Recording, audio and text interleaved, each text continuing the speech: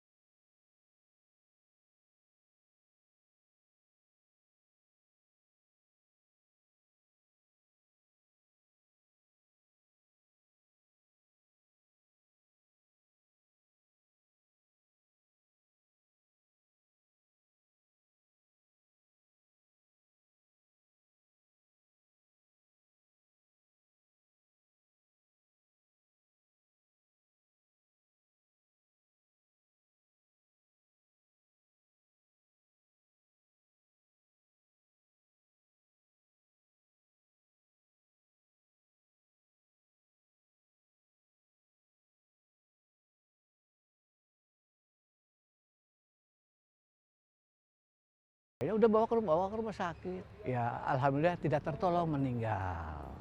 Entah apa penyebab sebenarnya kolam renang yang akhirnya dibuka untuk umum ini kerap memakan korban, namun seolah berkaitan dengan cerita mistis yang ada bahwa dulunya area kolam renang ini terdapat makam keramat yang masih berhubungan dengan salah satu tokoh agama yang makamnya tak jauh dari area kolam renang ini. Warga sini kan memang di dalam sana kan ada makam keramat.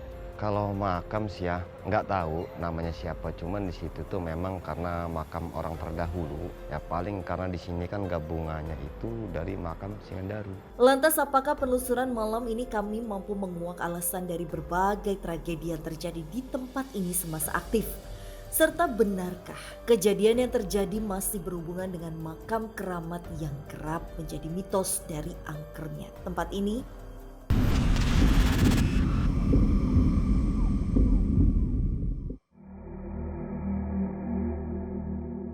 Tak ingin melanggar aturan yang ada, kami pun mencoba berziarah terlebih dahulu ke salah satu makam keramat yang berada tak jauh dari area kolam renang. Dan memang sebelum kita masuk ke penelusuran ada beberapa hal yang kami lakukan terlebih dahulu. Karena memang berdekatan dengan tempat ini ada sebuah makam yang dituakan atau mungkin sepuh ya kita sebutnya. Kita minta izin dulu supaya penelusuran kita hari ini bisa berjalan dengan baik adanya.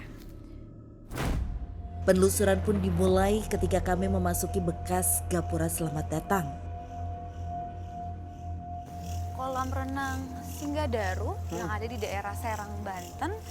Yang sebetulnya ini udah cukup lama juga, tepatnya dari tahun 1972.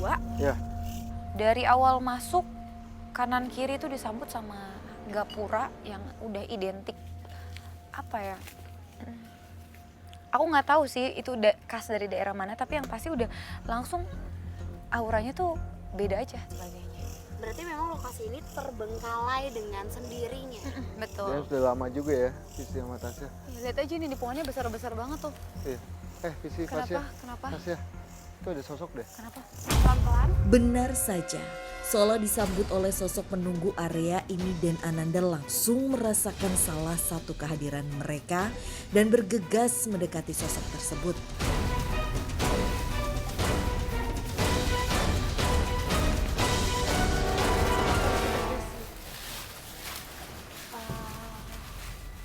Ya, Tasya, Visi, Iya kadang. kita disambut sosok yang mungkin sangat tua.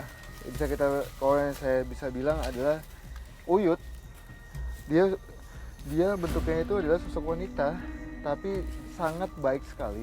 Sangat baik sekali dengan penampilan yang menggunakan pakaian zaman dulu sekali, bisa kita bilang zaman-zaman dengan hanya menggunakan selendang dan kain batik bawahnya itu. Dia bilang, dia ngasih salam ke kita, assalamualaikum. Saya jawab waalaikumsalam. Dia pakai bahasa Sunda. Maksudnya bahasa Sunda itu adalah, ada apa kalian datang ke sini? Sosoknya sedang apa di situ, Kak? Assalamualaikum. Coba kita lihat lebih dekat. Hati-hati kan, Misha.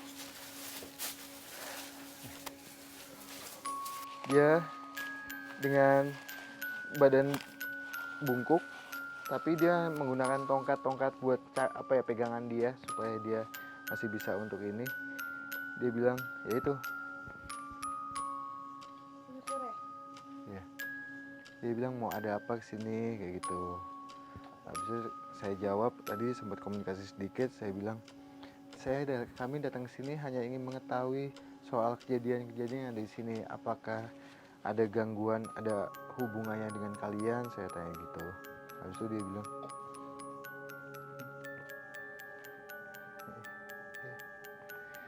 jadi sekilas dia bilang tempatnya sebenarnya ada hubungannya sama salah satu makam yang dituakan.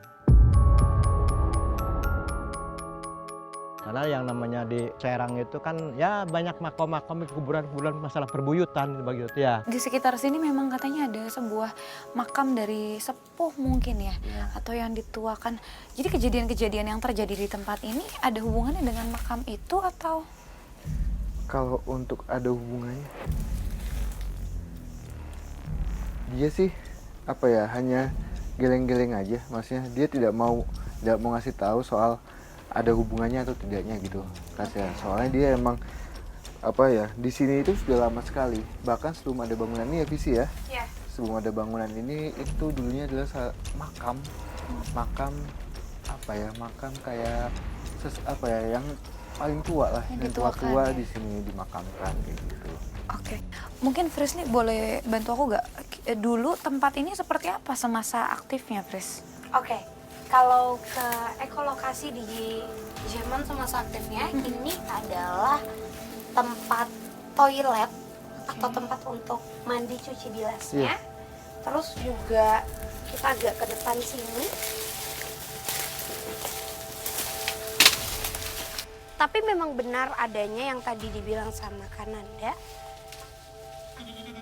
Sosok ini mengiyakan bahwa ini merupakan makam orang-orang yang sempat tinggal di sini, di kampung ini, yang sebenarnya mereka itu merupakan pengikut atau seperti murid-murid dari salah satu tokoh ternama yang dimakamkan tidak jauh dari area ini, yang sebenarnya ini bagian dari makam ya. Karena yang aku lihat kalau di zaman dulu makamnya itu ada space-nya gitu Kak, antara satu makam dengan makam lainnya tuh jaraknya bisa sejauh ini, titik sini dan juga di sini. Lalu dari sosok tadi juga aku bisa menyimpulkan bahwa sangat disayangkan karena mungkin setelah pemakaman itu ada dan sudah berumur ya Kak ya. Iya betul.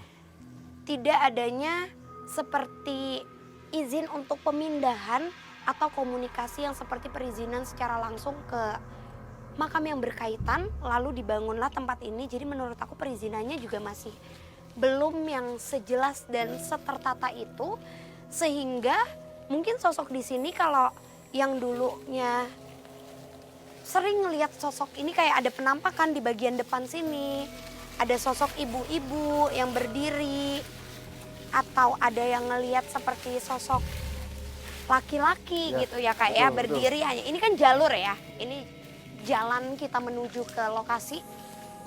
Itu sering banget, mungkin orang-orang masyarakat di sini sering melihat penampakan.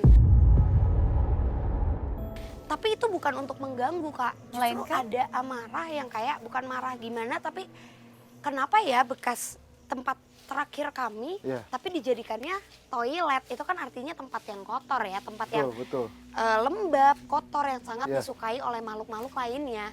Tapi kalau tadi Kananda bilang, mereka tidak ada kaitannya sama kejadian-kejadian itu. Kalau menurut aku, sosok itu memberikan